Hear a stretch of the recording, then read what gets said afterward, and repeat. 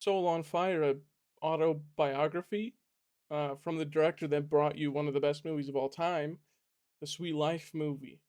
Yes, I know that's an instant classic, but he decides to do an autobiography based on the book of the same exact name, same exact story, everything, of course. And you know what? It's pretty cute. Pretty cute autobiography. I'd only heard of John O'Leary prior to Soul of Fire, like a couple times here and there. But other than that, I didn't really know his true full story. As a movie, it's kind of just okay. It's very cute though, so it's getting a lot of bonus points for being very cute. And I think the acting is pretty rubbish, and I like a lot of the dubbing in this movie is pretty fucking awful too. But the story itself is just really too good. It's just too good of like a feel good movie, and it's just getting it just feels amazing because of it.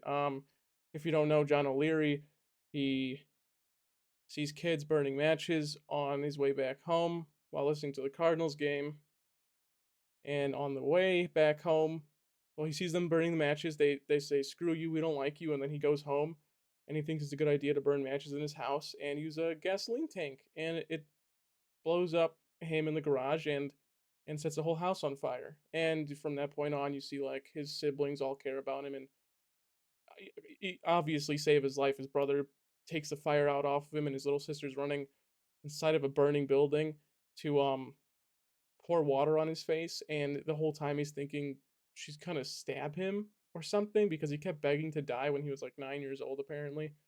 Um, Very cute. And then the movie goes on. You get to learn about Jack Buck, the Cardinals broadcaster at the time, came to visit him weekly, I believe, and he just meets like all these amazing people on the way, like Roy, his nurse, who he meets 24 years later after he finally gets all figured out and his surgery was all done correctly and all the scars are still there, but he's fully healed from the burns. And it's all amazing. I think Roy was awesome, by the way. Whoever played Roy, I'm actually gonna check. Devon Franklin, who played Roy, I think did a really good job. He just feels so like sweet. He feels like such a sweetheart, and I think he played this role perfectly. As his younger self, and even as his older self, when he's like probably in his 40s or 50s. He just did an amazing job. The only problem I had with this movie, and it does come with Devon Franklin's character as well, a lot of the aging in this movie just does not look good. um, because we get a lot of time skips in this movie, like uh, Sean O'Leary goes to college and then he's like in his late 30s and he looks exactly the same, like absolutely nothing has changed. And we get to the point where we get to like modern TED Talks he does like in 2018, and yet those TED Talks he looks exactly the same as he did 20 years ago. I think for those clips towards the end of the movie, they should have just used modern footage of the actual O'Leary person, and maybe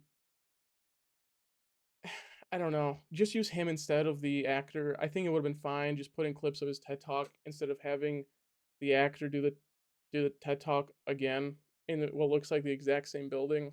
It's just weird, and it would have been cheaper, I think, just to use the footage from the TED Talk. I could be wrong. I don't know if TED Talk company or whoever it is um, would request a lot of money for that footage. I'm not sure, but yeah, a lot of the aging in this movie just doesn't feel like it's there. Especially his brother. I feel like his sisters at least look a little bit more grown up as time goes on, but his brother looks exactly the same from when he's 9 to college to a grown man. It is so weird. But that's okay. It's not too big of a deal, but it did annoy me throughout the movie that everyone just looks basically the same throughout the movie. I think a lot of this movie is fine storytelling wise. The only problem I had with it really was they do like two random college flash forward bits while he's in the hospital.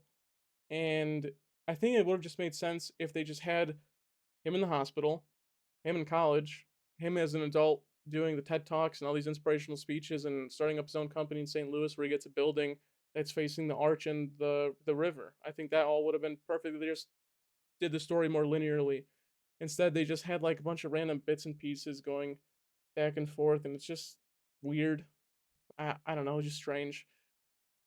Yeah, I don't know. There's not much to say about Soul on Fire. It's just a true story autobiography, and it's really cute. I think Soul on Fire probably a 6.5 in reality, but I'm just gonna give it a 7 out of fairness, and it's just because of how cute the story is. I didn't really know the full O'Leary story, but I mean, it's so cute, and I think everyone does a good job at enough job at acting. Like, ooh, him right here, he was brilliant, and whoever played Jack Buck did a pretty damn good at feeling like a sports announcer. And is that his mom? His mom was fine. His dad was probably like one of the better ones too. I liked how he really changed how he felt like when he got Parkinson's, and like the way he was moving his jaw and his face when he had Parkinson's. Everything about him just felt more realistic, and I appreciated that. But yeah, Soul on Fire, if you haven't seen it, it's just a really cute autobiography on the real story of O'Leary.